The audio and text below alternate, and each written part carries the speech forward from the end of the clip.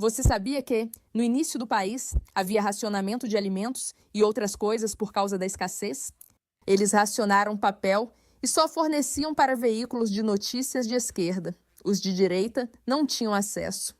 E a emissora de notícias de direita, Altshevatu, foi considerada ilegal.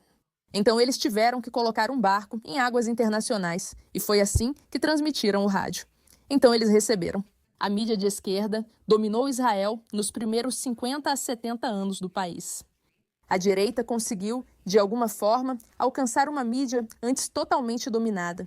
Além do fato de que nossas principais fontes de mídia também estão todas em inglês e traduzidas e, portanto, apresentadas ao mundo. Uma opinião que está tão distante de grande parte do que nós enxergamos. Eu aposto que quase todo iraniano mesmo, na verdade é de direita, uma israelense de direita. Israelense. Eles são israelenses de direita, mas não têm essa voz, que não aparece em lugar nenhum. Não dá para assistir ao Canal 14, que é relativamente importante. Você quer dizer iranianos em Israel? Não, quero dizer, os iranianos e o sistema de crenças deles estão, na verdade, alinhados com os israelenses de direita que acreditam em nada de ajuda para terroristas, pena de morte para terroristas. Não, um reforço militar muito, muito forte, soberania total sobre nossa terra, zero aceitação e tolerância com qualquer forma de terrorismo. Vocês todos estão alinhados conosco nisso. Vocês todos estão alinhados conosco nisso. É religioso.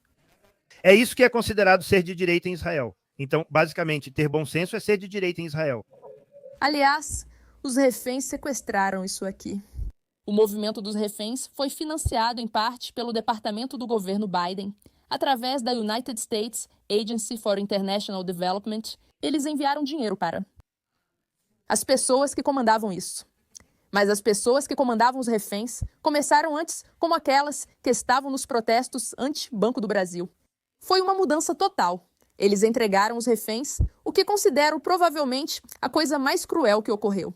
Sob a ótica de Israel, não dos terroristas.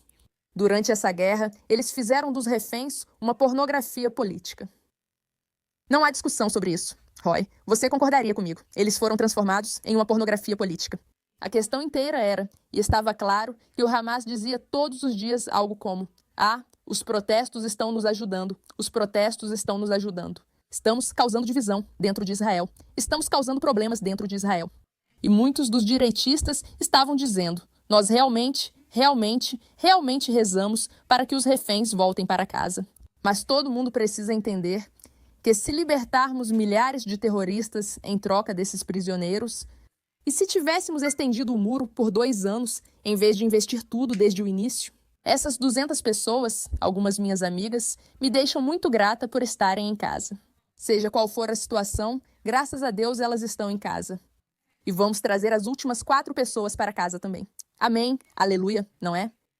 Mas isso não está certo. Não foi uma decisão correta. Não foi uma decisão correta para a segurança do país. Essa é a maneira certa de ver as coisas. Mas isso não foi mostrado na mídia. Você não viu isso. Parece odioso dizer isso. Na verdade, tenho medo de dizer isso porque pode soar tão... Talvez as pessoas achem tão ingrato pelo fato de que os reféns foram libertados.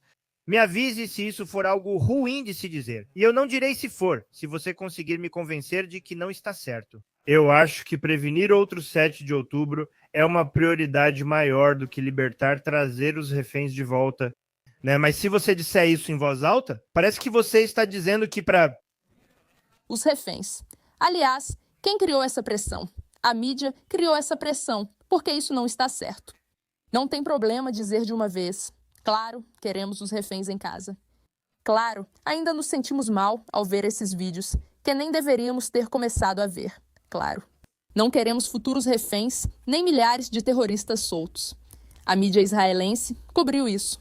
A mídia de esquerda cobriu apenas a chegada dos reféns, aqueles que estavam voltando para casa, e mal mencionou os milhares de terroristas que foram soltos. Isso não fazia parte da conversa. Porque você libertou os... Pessoas terríveis, se ao menos você mencionasse, por quê? Você não liga para os reféns. Vieram por você e fizeram deles o foco. Muitos perguntam: por que tanta demora em Gaza? Bem, não sei. Viu como fizemos rápido no norte? Foi por causa da grande pressão política. Também foi porque a guerra parecia sem rumo e parecia uma desculpa para Bibi e tudo isso. Então não é só tipo, a gente nem quer lutar contra eles. Não basta garantir a segurança dos reféns. Era tudo isso. Parecia que eles prolongam a guerra e não agem, não vemos nenhum chamado para guerra e os reféns continuam lá. Aliás, como eu te disse, meu grande problema com Netanyahu é que diabos está acontecendo com a ajuda? Que diabos está acontecendo com essa guerra lenta? Vai com tudo, porque você se importa com o que o mundo diz? Eles vão nos odiar de qualquer jeito. E essa é a minha opinião, no geral. Acho que você precisa ser mais pragmático. Não é preto no branco. Tipo, ok, vamos ser mais pragmáticos. Ok. Muita gente no mundo vai te odiar de qualquer jeito. Mas você não pode perder o apoio dos Estados Unidos da América. Você não pode se dar ao luxo de perder os Estados Unidos da América. Eu concordo. Aliás, eu tenho um programa inteiro sobre isso e eu... Expliquei. Exatamente. Netanyahu sempre joga 2 jogos de xadrez. É importante entender isso. Há o grande jogo geopolítico dele, envolvendo o Irã, Estados Unidos da América, Reino Unido, União Europeia e outros. Ele joga política interna, que é algo muito diferente. Ele atua dos 2 lados e equilibra essa interseção. Os israelenses vão se irritar. Agora temos um dilema. Ok, há 200 terroristas do Hamas em um túnel. Ok. Há forte pressão política sobre Bibi Netanyahu, inclusive dos Estados Unidos da América, para manter o cessar-fogo. É basicamente deixá-los ir em vez de matá-los, seja qual fosse o plano. Os israelenses estão tipo, absolutamente não. Não deixem esses terroristas saírem impunes. E os Estados Unidos estão tipo, não comecem, não escalem a guerra. Até agora, há pressão demais sobre isso. Então agora, Netanyahu está onde sempre esteve, que é como eu navego entre minha grande geopolítica e minha pequena política. E ele está sempre se perguntando, qual delas agora vai ser uma perda maior para mim? E aí, é assim que ele responde. Eu poderia escrever uma tese sobre como Netanyahu lida com esses conflitos, sempre encarando ambos simultaneamente. Então, sua crítica ao Bibi não é justa porque ele também precisa administrar a imagem internacional de Israel. Então é por isso que ele precisa fazer isso. Acredito que Bibi ignorou a imagem internacional de Israel e deveria ser responsabilizado por isso. Não acho que eles tenham feito algo. Acho que, se o Bibi realmente se dedicasse a criar uma boa estratégia de relações públicas lá fora, acredito que a equipe ao redor dele seja a principal responsável. Ele poderia resolver, mas não conseguiu. Acho isso inaceitável porque tem consequências reais. No entanto, eu concordo que não é justo da minha parte criticar a forma como a guerra foi conduzida. Porque, novamente, no final das contas, é muito bonito dizer vamos não enviar nenhuma ajuda. Mas isso significa que não teremos apoio dos Estados Unidos da América, lembre-se. Foi assim durante boa parte da guerra.